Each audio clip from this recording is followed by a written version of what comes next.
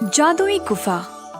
एक बार था एक आदमी ईश्वर जो रहता था अपनी पत्नी सुगना और उसके दो बच्चे दिव्या और ध्रुवा के साथ।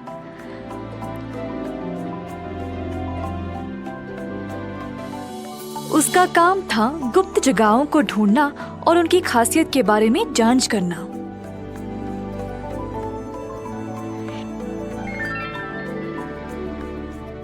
ऐसी जगहों के बारे में वो अपनी पत्नी को पूर्ण रूप में समझाता था, जो फिर किताबें लिखती थी। फिर दोनों इन किताबों को प्रकाशित करते थे। दोनों इस काम के लिए काफी प्रसिद्ध थे। सबको इनके बारे में पता था और उनको अपने काम के लिए कई पुरस्कार और इनाम भी मिले हैं। हर कोई इनकी और इनके परिवार की इज्जत करता था। एक बार ईश्वर पुस्तकालय में कुछ किताबें पढ़ रहा था, जिसमें से उसको एक गुप्त जादुई गुफा के बारे में पता चला जो उसी के गांव में था। ईश्वर इस जगह का पता लगाने के लिए बेचैन हो गया और बिना समय व्यर्थ किए घर गया अपनी पत्नी को इस बारे में बताने के लिए। सुगना, सुगना, ओ कहाँ हो? जरा इधर आओ। क्या हुआ? इतने बेचैन क्यों हो? बेचैन नहीं, मैं बहुत खुश हूँ क्योंकि मुझे एक जगह के बारे में पता चल गया। तुम सुनोगी तो तुम भी खुश हो जाओगी। सच? अब जरा मुझे बता भी दो। ईश्वर के हाथ में जो किताब था उसने खोला और अपनी पत्नी को उस जादुई गुफा का चित्र दिखाया। देखा तुमने? जादुई गुफा। मैंने आज तक बहुत सारी जगहों को ढूंढ निकाला है, पर ये जादुई गुफा तो हमारे ही गांव में है। हमारे ही गांव में? ये गुप्त जगह? इस गुफा में खास क्या है? ईश्वर फिर सुगना को जादुई गुफा के बारे में बोलने लगा, तो सुगना वो सब सुनकर डर गई। उसने अपने पति को वहाँ पर जाने से मना किया। आज तक हमने जो कुछ पाया है, जो भी नाम कमाया है, सब कुछ अधूरा है। मैं कब से ऐसे मौके का इंतजार कर रहा हूँ। मैं इसको ऐसे ही जाने नहीं दे सकता। सुगना को लगा कि अब उसके पास कोई और रास्ता नहीं है, तो उसने अपने पति को मजबूरन जाने दिया। ईश्वर फिर जादुई गुफा की ओर चल निकला।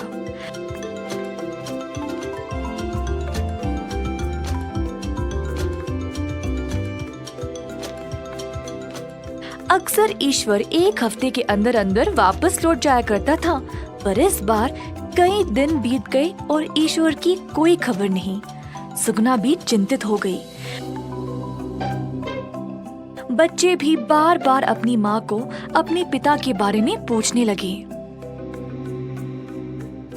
इसी तरह 2 साल बीत गए और बच्चे भी बड़े हो गए। जब भी दिव्या और ध्रुवा बाहर खेलने जाते, तब बाकी के लोग दोनों को ताने मारते थे कि हाय, तुम्हारे पिताजी गए कहाँ? कब आएंगे? अरे आएंगे भी कि या नहीं? माँ, क्या पापा कभी वापस नहीं आएंगे? हमारे सारे दोस्त हमें ऐसे सवाल क्यों पूछते हैं? सुगना को समझ नहीं आया कि वह इनको क्या बोले, तो उसने अंत में बच्चों को सारी सच्चाई बता दी ताकि वह भी समझ पाए। सारी कहानी सुनाते सुनाते सुगना बहुत निराश हो गई, तो उसने जल्दी से बच्चों को सुला दिया। बच्चों ने माँ को दिलासा दिया कि वह चिंता ना करे और एक परी माँ आकर उनकी मदद जरूर करेगी।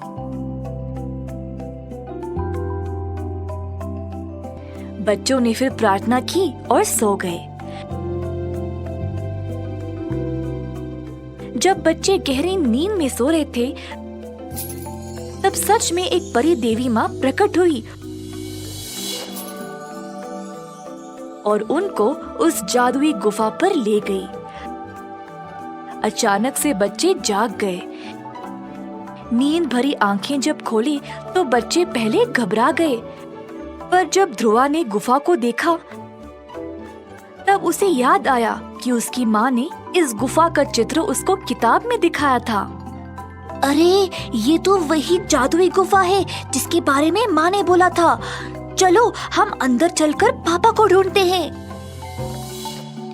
पर हमको अंदर का रास्ता नहीं पता ना, तो जाएंगे कैसे? उसी समय परी देवी माँ ने अपने आप को एक साधारण इंसान के रूप में बदला और उनके सामने आई। हे बच्चों, कितने प्यारे हो तुम लोग। मुझे पता है तुमको क्या चाहिए। चलो, मैं तुम दोनों को गुफा के अंदर का रास्ता दिखाऊंगी। आपका बहुत बहुत शुक्रिया। हमको हमारे पापा को ढूंढना है। आप हमारी मदद कर सकते हो ना? परी ने फिर दोनों बच्चों को गुफा के अंदर लिया, जहाँ सिर्फ अंधेरा ही अंधेरा था। पर कहीं दूर कुछ रोशनी दिखाई दे रही थी। उन्होंने इस रोशनी का पीछा किया। रोशनी गुफा के बाहर काफी दूर तक पहुंच गई और फिर बच्चों ने खुद को एक सुंदर जगह पर पाया। वहाँ पर था नीला आसमान, बहुत सारी हरियाली और साफ झील जो बाजू में बह रही थी। बच्चे खुशी से कूदने लगे। इतनी बड़ी जगह में हम पापा को कैसे ढूंढेंगे? इन फूलों पे जो तितलियां है ना, वही हमको रास्ता दिखाएंगे।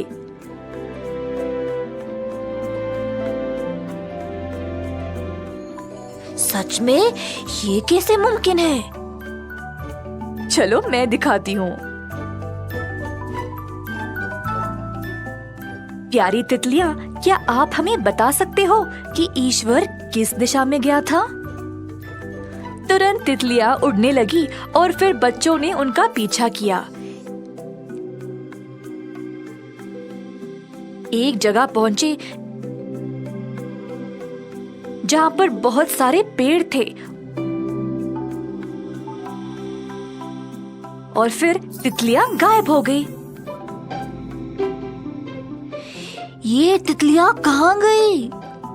इसका मतलब हम उस जगह पहुंच गए जहाँ पर तुम्हारे पापा हैं। लेकिन इतने घने जंगल में हम पापा को कैसे ढूंढेंगे? जमीन पे इन पत्तों को देख रहे हो? जो भी इस पे चलता है उसका निशान बन जाता है। हमें इन निशानों का पीछा करना पड़ेगा। निशानों का पीछा करते करते तीनों एक जगह पर पहुँचे जहाँ पर अचानक एक गड्ढे में फिसल गिर पड़े। वहाँ पर बहुत सारे लताएं और पौधे थे। इन लताओं में फंसा हुआ था ईश्वर। बच्चे अपने पिताजी को देखकर बहुत खुश हो गए। जल्दी जल्दी बच्चे लताओं को उखाड़ने लगे, उनको छुड़वाने के लिए।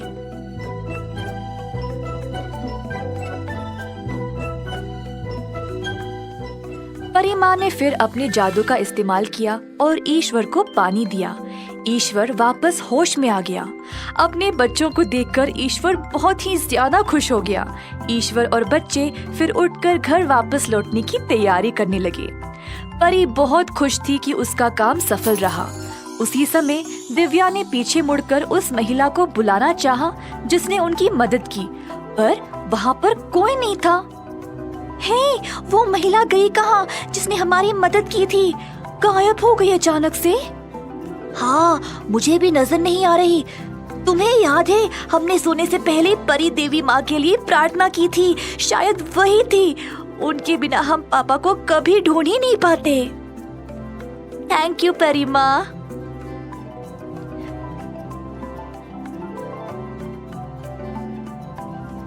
बच्चों ने फिर खुशी खुशी अपने पिता को घर लिया। जब सुगना ने अपने पति को देखा तो वो खुशी से झूम उठी और राहत की सांस ली कि आखिरकार ईश्वर घर लौट ही गया। ईश्वर ने फिर इस गुफा के बारे में एक किताब लिखा। सारे लोग जिन्होंने भी बुरा भला सोचा था, अब सबको इस किताब से सच्चाई का पता लग गया। ईश्वर की वजह से ही सब लोगों को ऐसी गुप्त जगह के बारे में पता लगा। लोगों की नजरों में ईश्वर और उसके परिवार के लिए इज्जत और भी ज्यादा बढ़ गई।